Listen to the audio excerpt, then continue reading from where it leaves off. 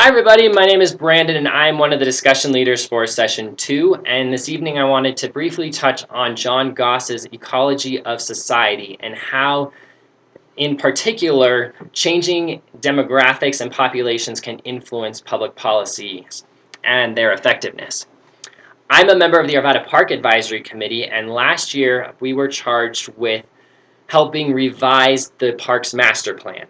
The original master plan was adopted in 2001, and over the years, all the projects and goals had come to fruition, so it was time for us to reassess the park plan and figure out where our goals were going to go for the future.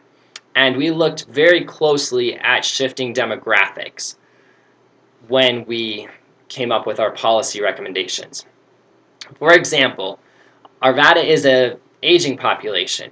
We have a lot more elderly residents who want to age in place, and so we need to make sure that those parks are accessible to our more senior residents. In the 2001 Park Master Plan, there was an objective to have a park within 10 minutes of every household, which is very ambitious, but it didn't take into account barriers like busy intersections and hills. The senior population and even families aren't as likely to want to cross a busy street or climb up a hill to get to a park.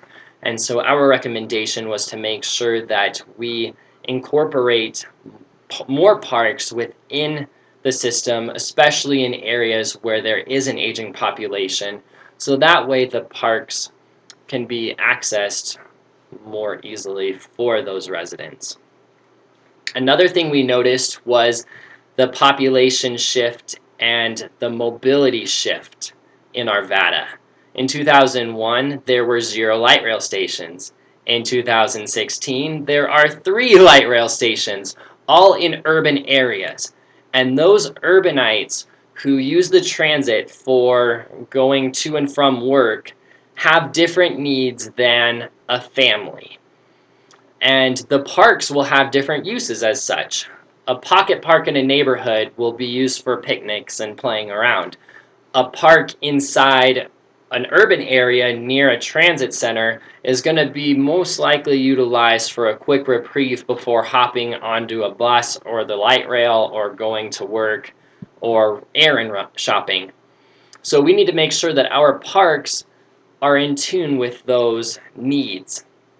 We also have to take into account that in urban areas, there's a lot more people, and so the parks are going to have a lot more wear. And if we put in a park with grass and a bunch of flowers, the likelihood that the flowers and the grass are going to get stomped on to death is much higher. So we need to design the park to where we minimize those negative impacts by having more pedestrian promenades and pavers as opposed to lawns and benches and raised flower beds and trees with shade. So all of these take into account because of the shifting mobility of the population and the increase of people coming into the city. And lastly, there's a shift in our interests. In 2001, there was a push for parks that had baseball, tennis, and soccer amenities. Well, now in 2016, we have a lot more diverse sports that people are participants in, such as cycling and skateboarding and pickleball, which I'm still not entirely sure what that entails, and calisthenics and yoga. And so we need to make sure that the parks are designed in a way that we can accomplish and have space for all of those uses without them becoming conflicting. So these are just a few examples of how the Park Advisory, in conjunction with the City of Arvada, utilized a shift in demographics and populations to craft policies for the future. And it's important to know that these policies are going to continuously evolve because the populations will once again shift, as John Gaus and Durant noted. I would love to hear your insights if you have an example of how a shift in one of the framework pieces impacted a policy that your organization had, I'd love to hear it. And I hope you all have a great night, and we'll talk to you soon. Bye.